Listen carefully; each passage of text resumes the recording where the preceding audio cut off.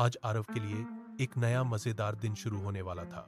आज वह अपने मम्मी पापा के साथ चिड़ियाघर जाने वाला था।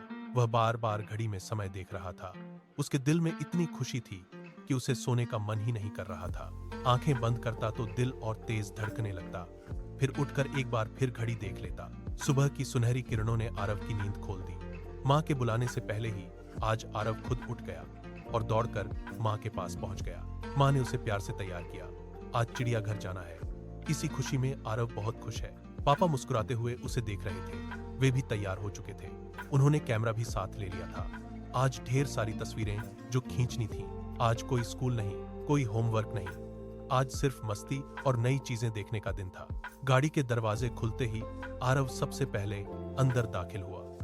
वह सीधे खिड़की के पास वाली सीट पर बैठ गया। गाड़ी चलते ही उसने अपना सिर खिड़की की ओर झुका लिया और बाहर के नजारों को एक एक करके देखने लगा। हर गली के मोड़, हर सड़क के किनारे लगे पेड़, हर गुजरती दूसरी गाड़ी आज उसे और भी खास लग रही थी। हवा उसके चेहरे से टकराकर ठंडी ठंडी लग रही थी। हर सांस में आज एक नया एहसास भर रहा था। सड़क किनारे एक फेरी वाला नीले रंग के गुब्बारे बेच रहा था।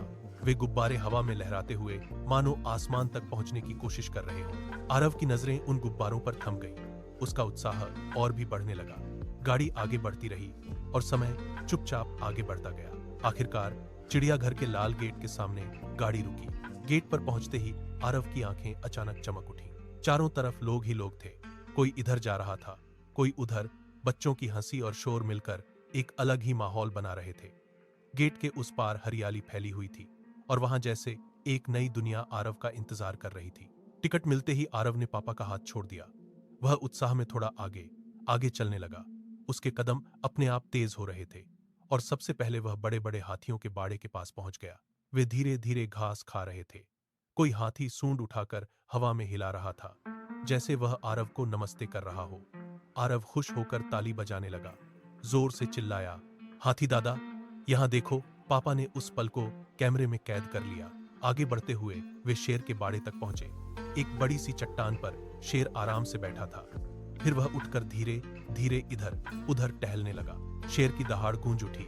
आरव हल्का सा घबराकर मां से सट गया, लेकिन उसकी आंखों में डर से ज्यादा जिज्ञासा चमक रही थी। वह ध्यान से शेर को देखने लगा। उसके बाद वे रंग बिरंगे पक्षियों के बड़े पिंजरे के पास पहुंचे। लाल, नीले, हरे रंग के पक्षी हवा में उड़ रहे थे, मीठी आवाज में चहचहा रहे थे।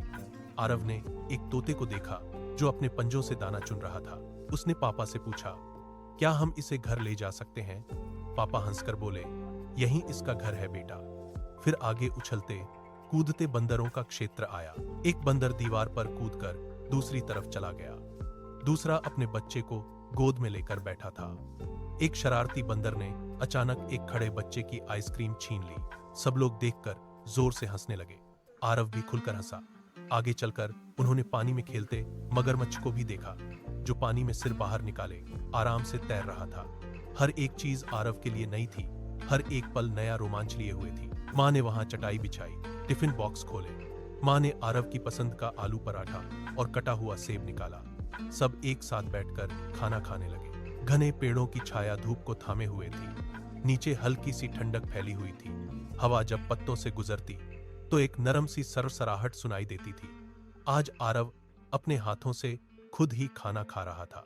माँ के बिना ही उसने अपना खाना खत्म कर लिया और फिर पापा से पूछने लगा कि आगे और क्या क्या है। उसने माँ से भी पूछा कि आगे और क्या क्या देखने को मिलेगा। माँ ने बताया कि अब जिराफ देखने जाना है और फिर वे सब जिराफ की ओर बढ़ने लगे। आरव ने ऊपर की तरफ नजर उठाई। उसका मुंह खुला का खुला रह गया। उसे विश्वास ही नहीं हुआ कि किसी जानवर की गर्दन इतनी लंबी हो सकती है। जिराफ धीरे धीरे पेड़ के ऊपर की पत्तियों को खा रहा था। उसके बाद उन्होंने धारीदार जेब्रा को देखा, जो मैदान में इधर उधर टहल रहे थे। फिर आखिर में वे काले भालू के बाड़े तक पहुंचे। भालू एक पत्थर के पेड़ के नीचे आराम से लेटा हुआ था। हर नया जानवर देखकर आरव की उत्साह और भी बढ़ रहा था। हर एक चीज उसके दिमाग में ताजी होकर जमा हो रही थी। हाथी का वजन कितना होता है, जिराफ क्या खाता है, शेर कितना तेज दौड़ सकता है, सब कुछ उसने दिमाग में जमा कर लिया। सबसे ज्यादा उसने आज बहुत सारी खुशियां इकट्ठा कर ली। शाम ढलने लगी तो वे घर के लिए निकल पड़े।